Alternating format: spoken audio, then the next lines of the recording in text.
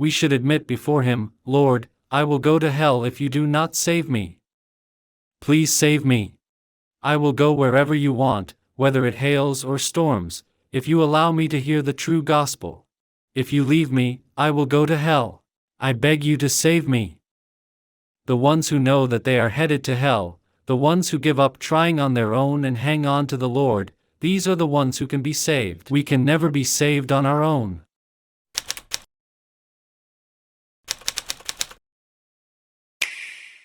Have you truly been born again of water and the Spirit? Paul, C. John.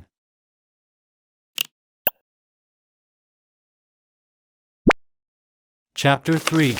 If we do things by the law, can it save us? The sins within the heart of all humankind. Can we live by the law? No. It is said in Mark 7, "There is nothing that enters a man from outside which can defile him, but the things which come out of him, those are the things that defile a man." Jesus is telling us that there are evil thoughts, adulteries, fornications, murders, thefts, covetousness, wickedness, deceit, lewdness, an evil eye, blasphemy, pride, and foolishness in the heart of a man. We all have murder in our hearts. There is no one who does not murder. Mothers yell at their children, "No. Don't do that. I told you not to do that, damn you. I said don't do that. And then, you come here. I told you and told you not to do that. I'm gonna kill you for that." That is murder. You may kill your children with your thoughtless words. But if we let out all our anger on them, children will die. We will have killed them before God. Sometimes we scare ourselves. Oh my God! Why did I do it? We look at the bruises after we hit our children and think that we must have been crazy to do that. We act that way because we have murder in our hearts. So, "I do what I will not to do," means that we do evil because we are evil. And it is so easy for Satan to tempt us to sin. Let's say that a man who has not been redeemed sits in a hut for 10 years, facing a wall and meditating like Sungkul, the great Korean monk. It is fine while he is sitting with his face to the wall, but someone has to bring food and take away the filth. Then he has to have contact with someone. It would not be a problem if it was a man, but let's suppose it was a beautiful woman. If he happens to see her by chance, all his sitting will have been in vain. He thinks, "I should not commit adultery, I have it in my heart, but I have to shed it. I have to shake it. No! Get out of my mind." But his resolve evaporates the moment he sees her. After the woman leaves, he looks into his heart. 10 years of hard work, all for naught. It is so simple for Satan to take away a person's righteousness. All Satan has to do is give them a little push. When a person struggles without being redeemed, they keep falling into sin.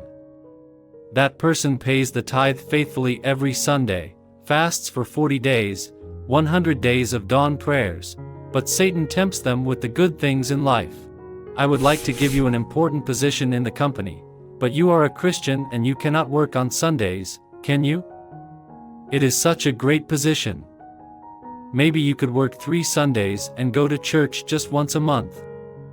Then you would enjoy such high prestige and have a big fat paycheck. How about it? At this, probably 100 out of 100 people will be bought. If this doesn't work, there are those who have a weakness for women. Satan puts a woman in front of him, and he falls head over heels in love and forgets God in an instant. That is how the righteousness of man is stripped. If we try to live by the law, all we have in the end are the wounds of sin, pain, and poverty. We lose all righteousness. Went down from Jerusalem to Jericho, and fell among thieves, who stripped him of his clothing, wounded him, and departed, leaving him half dead. This means that though we may try to stay in Jerusalem by living by the will of the Holy God, we will stumble time after time because of our own weaknesses and we will be ruined. And then we will pray in repentance before God. Lord, I have sinned. Please forgive me, I shall never do it again. I promise you that this will really be the last. I beg and implore you to forgive me just this once. But it never lasts. People cannot live in this world without sinning. They may be able to avoid it a couple of times, but it would be impossible not to sin again. So sins are committed again. Lord, please forgive me. If this goes on, they will drift away from the church, the religion. They drift away from God because of their sins, and they will end up in hell. To travel to Jericho means to fall into the secular world, getting closer to the world and farther away from Jerusalem. In the beginning, Jerusalem is still closer. But as the cycle of sinning and repenting is repeated, we find ourselves standing in the streets of Jericho, fallen deeply into the world. Who can be saved? Those one who give up trying on their own. Who did the man meet on his way to Jericho? He met thieves. One who doesn't even live in the law becomes a lowly dog. He drinks and falls asleep anywhere, pees anywhere. This dog wakes up the next day and drinks again. A lowly dog would eat its own shit. That's why he is a dog. He knows that he should not drink. He repents the next morning but drinks again. It is like the man who met thieves on the way to Jericho. He is left behind, wounded and almost dead. There's only sin in his heart. This is what a human is. People believe in Jesus and live by the law in Jerusalem but are left behind with only sin in their hearts. All they have to show for their religious life are the wounds of sin. Those with sin in their heart are thrown into hell.